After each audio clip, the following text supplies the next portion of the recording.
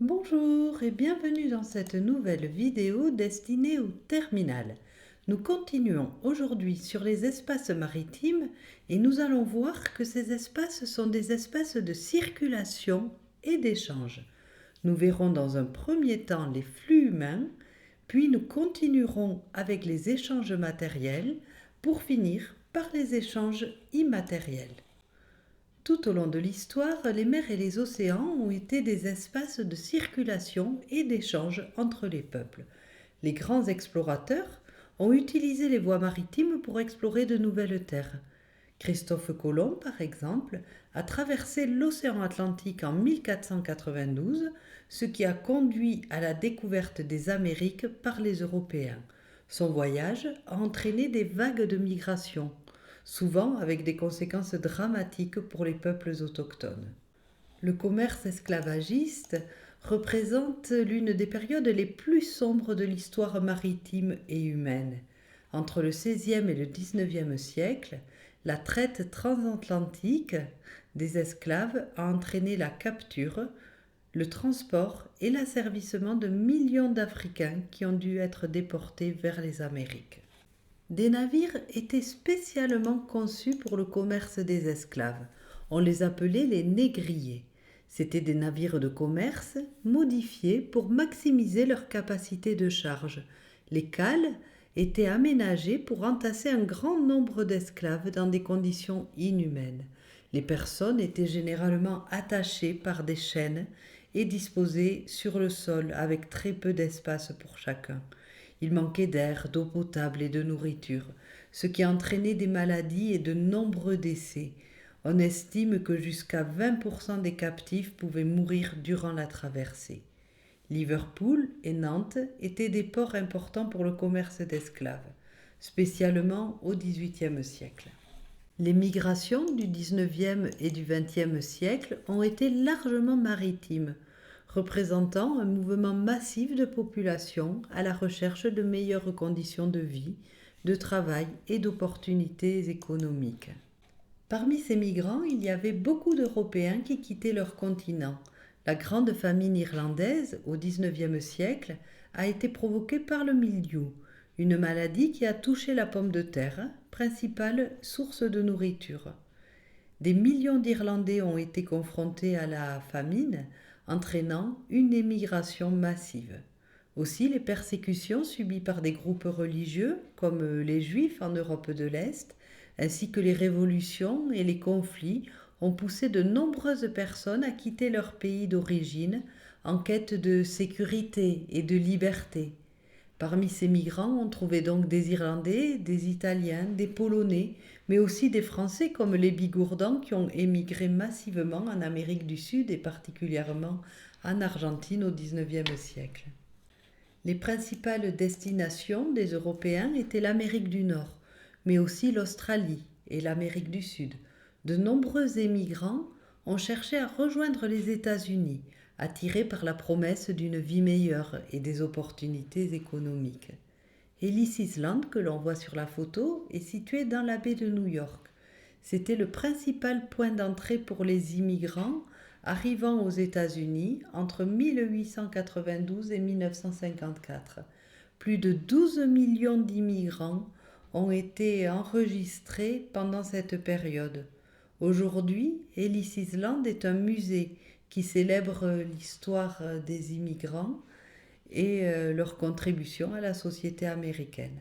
Aujourd'hui encore, les espaces maritimes continuent de jouer un rôle essentiel dans les migrations humaines, avec de nombreux migrants qui cherchent souvent à échapper à des situations désespérées, comme des conflits armés, des persécutions religieuses, la pauvreté persistante ou des événements climatiques. Migrations maritimes à travers la Méditerranée, reliant les pays d'Afrique à l'Europe, sont parmi les plus connues et les plus tragiques en matière de migration contemporaine. Beaucoup de migrants utilisent des bateaux de fortune tels que des canots pneumatiques ou des embarcations de pêche surchargées. Les traversées sont dangereuses. Des réseaux de passeurs exploitent souvent les migrants, leur faisant payer des sommes exorbitantes pour traverser. En plus des flux humains pour les migrations, il existe des flux humains sur les espaces maritimes liés au tourisme. Le tourisme balnéaire et le tourisme de bord de mer, avec des activités comme la baignade, le bronzage, les sports nautiques et les promenades le long du littoral. La Côte d'Azur en France est célèbre pour ses stations balnéaires comme Nice, Saint-Tropez ou Cannes. C'est une destination prisée par les célébrités et les touristes en quête de luxe. La Floride aux États-Unis aussi est mondialement connue pour ses plages, notamment Miami Beach. Les Caraïbes sont également une destination de choix pour les touristes en quête de plages paradisiaques, avec des îles comme les Bahamas, la Jamaïque, Saint-Martin ou la République dominicaine. L'industrie des croisières a connu une croissance rapide au cours des dernières décennies. Des millions de passagers embarquent chaque année sur des navires de croisière. Les navires de croisière modernes sont de véritables villes flottantes, avec des restaurants, des spectacles, des piscines, des spas. Cette industrie des croisières génère des revenus importants pour les économies locales grâce aux dépenses des passagers lors des escales. Mais ces navires peuvent contribuer à la pollution marine par le rejet de déchets, d'eau usée et de produits chimiques. L'augmentation du trafic maritime perturbe les habitats marins et la faune, en particulier dans les zones sensibles comme les récifs coralliens. Nous allons à présent passer à la seconde partie de la leçon sur les échanges matériels. Le transport maritime représente près de 90% des échanges mondiaux.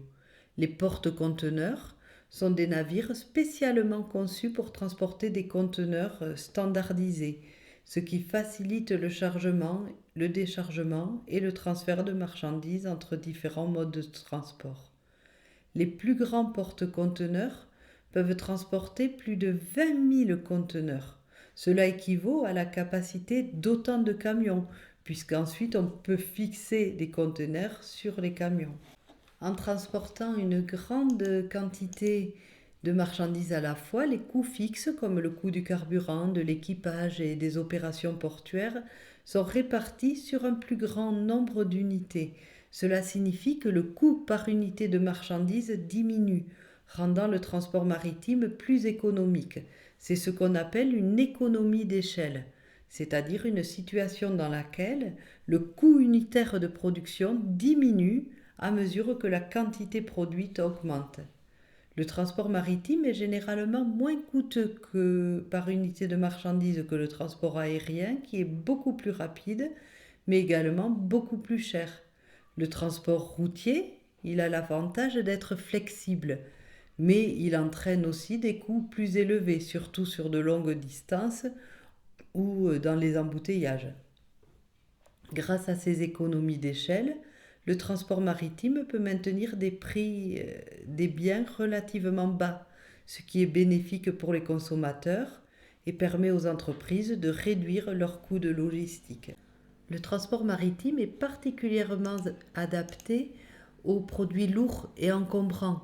Par exemple, les tankers peuvent transporter des millions de barils d'hydrocarbures, tandis que les vraquiers peuvent transporter des cargaisons importantes de minerais, de céréales ou d'autres matières en vrac. Le volume des marchandises transportées par voie maritime a quadruplé depuis les années 1970. Les entreprises cherchent désormais à optimiser leurs coûts de production en se fournissant auprès de producteurs situés dans des régions éloignées. Cela a conduit à une forte augmentation du commerce maritime, car les navires sont, comme on vient de le voir, le moyen le plus efficace de transporter de grandes quantités de marchandises sur de longues distances. On parle donc de maritimisation de l'économie, c'est-à-dire d'un processus par lequel les activités économiques sont de plus en plus influencées et intégrées aux espaces maritimes. Pour terminer cette leçon, nous allons voir les échanges immatériels qui se déroulent dans les espaces maritimes. Les câbles sous-marins permettent le transfert rapide et sécurisé des données entre les continents, facilitant ainsi les échanges d'informations numériques, les transactions financières et l'accès aux services en ligne. Les communications par câbles sous-marins sont généralement plus fiables que celles par satellite qui peuvent être affectées par les conditions météo ou des limites de capacité. Environ 99% des données internationales transitent par les câbles sous-marins. Ces câbles sont donc indispensables pour le commerce électronique, pour le streaming vidéo, les applications cloud et bien d'autres services numériques. Cependant, la dépendance à l'égard des câbles sous-marins soulève des préoccupations en matière de sécurité, car ils peuvent être vulnérables aux dommages causés par les activités humaines comme la pêche ou le trafic maritime, ou à des attaques malveillantes. Bon, nous allons nous arrêter là pour cette leçon sur les espaces maritimes comme lieu de circulation et d'échange. Je vous souhaite de bonnes révisions et je vous dis à bientôt.